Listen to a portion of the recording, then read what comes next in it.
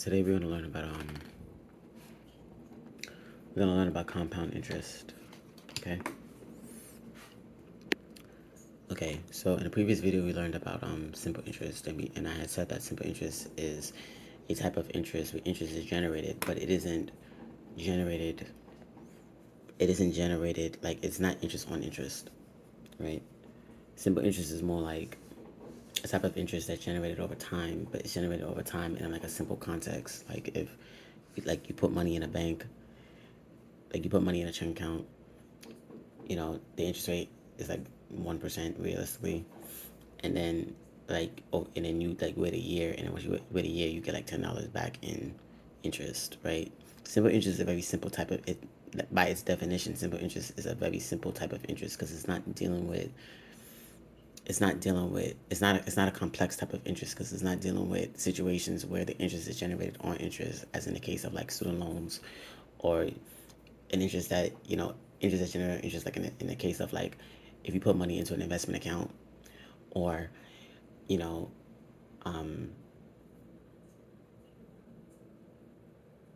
interest that's generated interest like in the sense of like you are like dealing with any type of other like money generating account, right?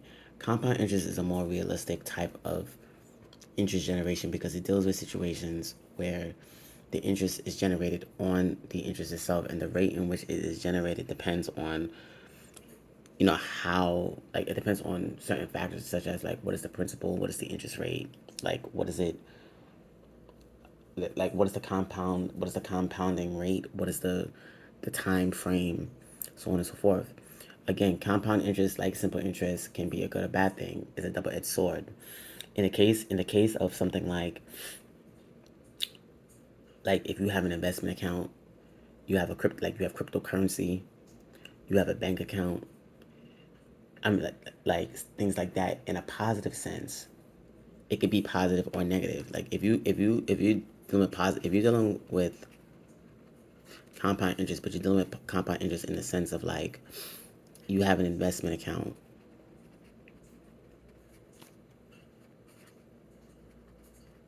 or you have cryptocurrency,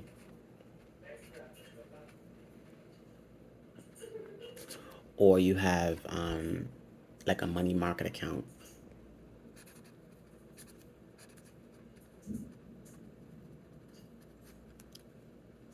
right? Or you have like something like a thing, like a certain thing of value. Like if you have like um like a home, something that generates value over time, right? You have a house, you know, um, something like that, where the value of the thing that you own grows over time, then compound interest would be considered to be a good thing because the value grows, it increases, right? Um, but if you're talking about it in like a negative sense, like if you're talking about like again like student loans, credit card debt,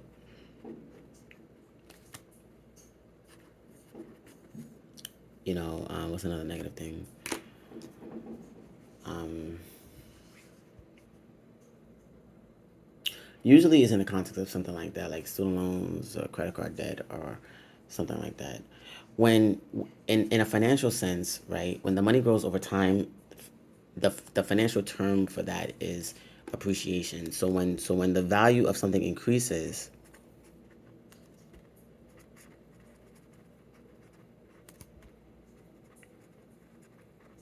it's called appreciation in finance. It's called appreciation, which means that the value goes up. But when the value of something decreases,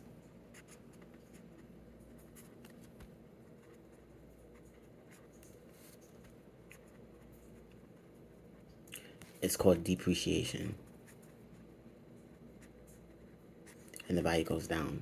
Okay, so again, if you have an investment account, if you have cryptocurrency, if you have a money market account, if you have like different types of accounts, like if you have a CD, if you have a CD, like a CD is called a certificate of deposit.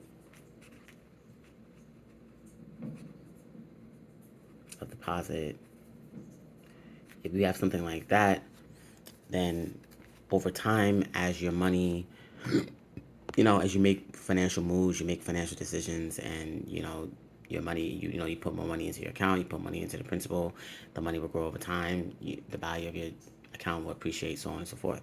But in a negative sense, student loans, credit card debt, etc., is a bad thing. Now, compound interest, the formula for compound interest is A, which is equals to P, parentheses, 1 plus R over N times T, where A means the compound interest, the compounded interest. P means the principal.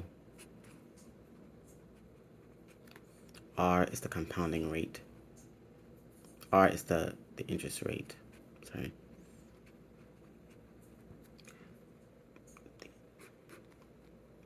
Interest rate. N is the compounding rate. And T is time. T is time. Right?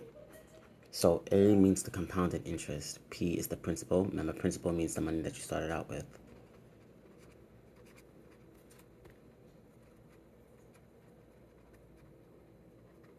Right? R is the interest rate, N is the compounding rate, and T is time.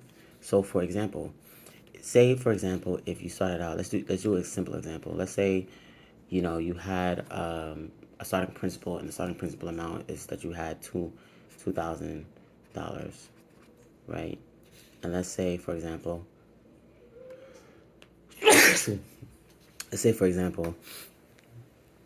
the let's say the interest is 5%, right? The compounding rate, let's say is 1, and the time is 2 years, right? We can figure out what the compound interest is by just simply putting the numbers into the formula by saying, okay, well, A is 1 plus R over N times T, right? A is equal to 2001 plus 0.05 over 1 times 2. Right, so it becomes 2,000 plus 1.05 times 2. And then, what is 1.05 times 1.05?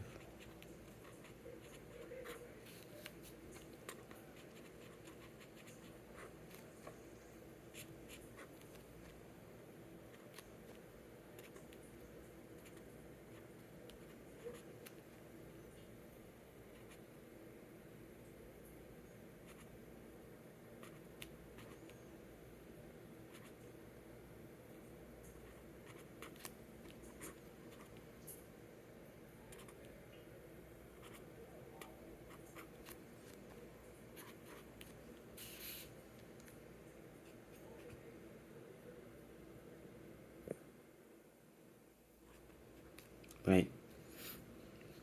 So, in this example, if we were to use these numbers, right, and we said, okay, well, we started out with $2,000, the interest rate is 5%, the compounded rate is 1, which means that is yearly, more than likely, is yearly, and then the time is 2 years. Then that means that in 2 years, what this basically is saying that in 2 years,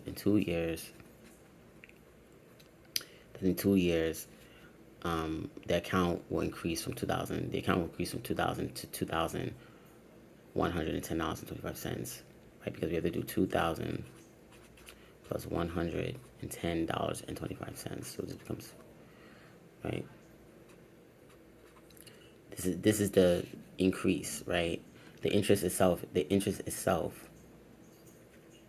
is $110.25 US dollar, right? Well, not it, we didn't specify what the money is, but let's say this was US dollar. So then this would be the interest would be $110.25 US dollar, and then that means that in 2 years the account will increase to $2,110.25, right? Let's use another example.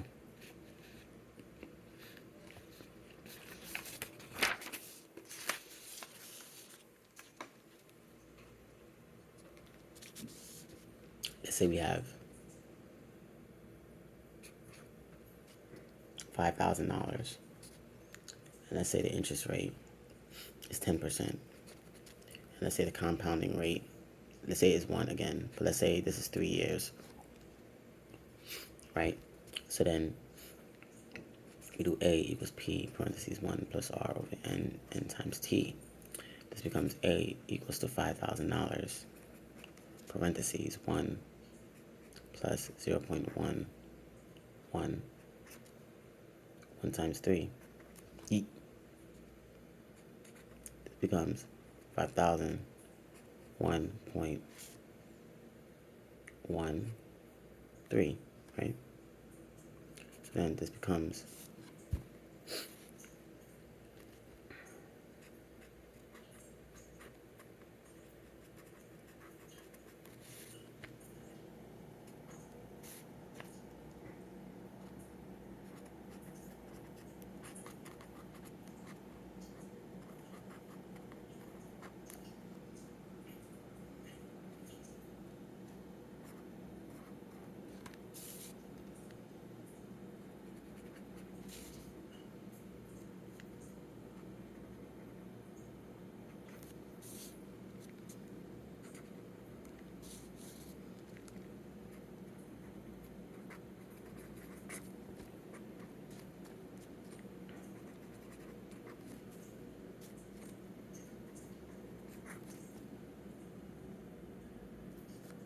okay, it was 1 times 5.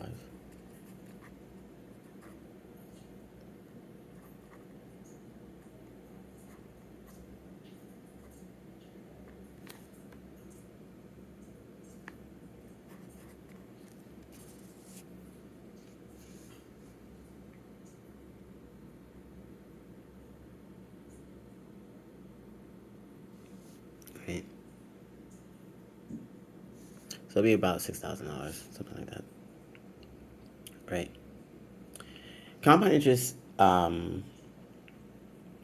compound interest is one of those few interests where you can use a calculator, because depending on the conditions of like what the numbers are being generated is, you might have to use a calculator in order for you to generate the answer. Like for example, let's say for example the compound interest. Let's say for example that the compound interest. Let's say for example that the compound interest. You see how like we used 1 here, and 1 usually when the compound interest is like that, usually it means that it's 1 year.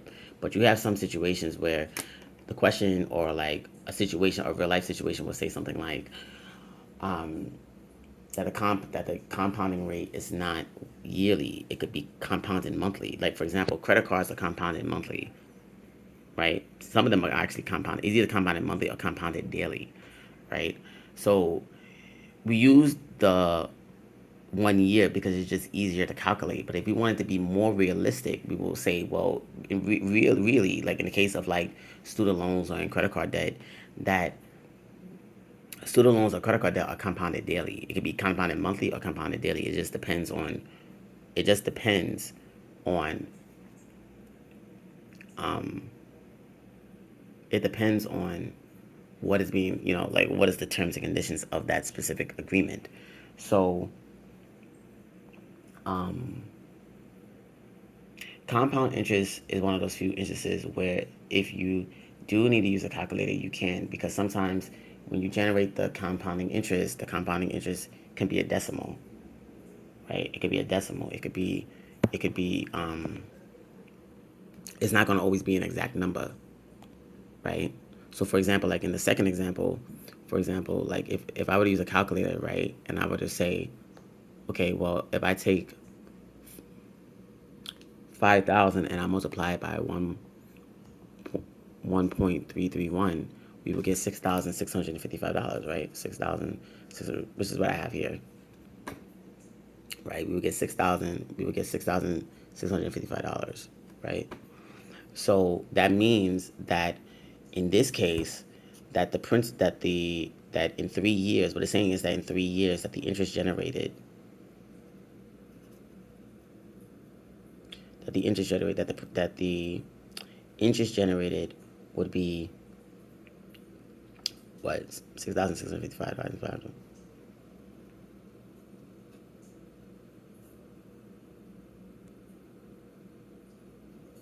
$1,655, right, in 3 years, and that the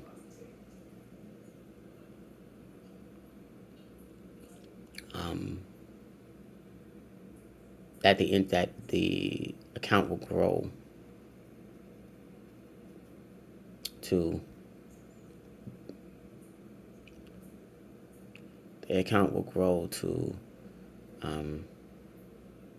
$6,655 in 3 years. Okay, now whether or not that's a good or bad thing depends on context, because if you're talking about it in the context of like a money market account, then if you're talking about it in the context of a money market account, then in the context of a money market account, then that's a good thing. But if you're talking about it in the context of like student loans, then that's a bad thing, right? So let's use, one final example. Let's say we have, using the same thing, we have $5,000. The interest rate is 10%. But let's say that the compounding rate is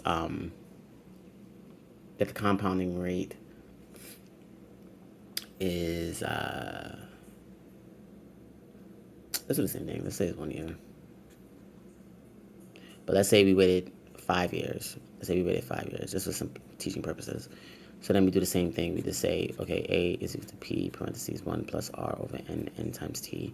So then we say, okay, well, A is equal to 5,000, 1 plus 0.1, 5 years. So this becomes 5,000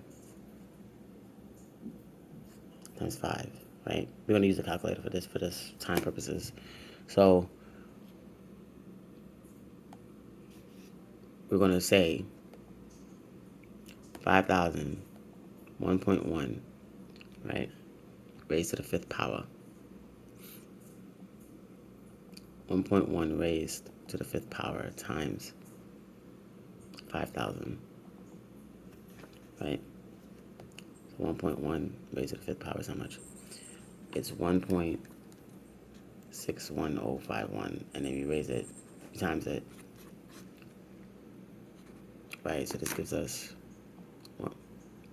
1.61051 times 5,000. So this gives us $8,052.55 as the answer, right? Which means that the interest generated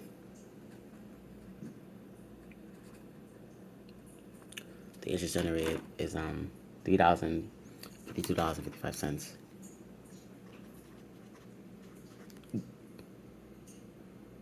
And and this has grown over a 5-year period, right? Now again, it depends on context, because if you're talking about like student loans, for example, then that's a bad thing. If you're talking about credit card debt, that's a bad thing. But if you're talking about like a money market account or something like that, that's a good thing. Okay, right? All right, that's it. Compound interest is somewhat of a complicated or somewhat semi-complicated concept, so it's a good thing to like try to practice it in order for you to understand it, because when you get into more advanced mathematics, like if you're talking about daily compound interest, you find this like if you take like a calculus course, or you take like a algebra 2 course, you're going to find that they have this thing called continuous compound interest. or daily compound interest. So it's important for you to understand the concept so that you are able to apply this in a more realistic setting once you get up to that point. Okay? So that's it. Thank you, and have a nice day.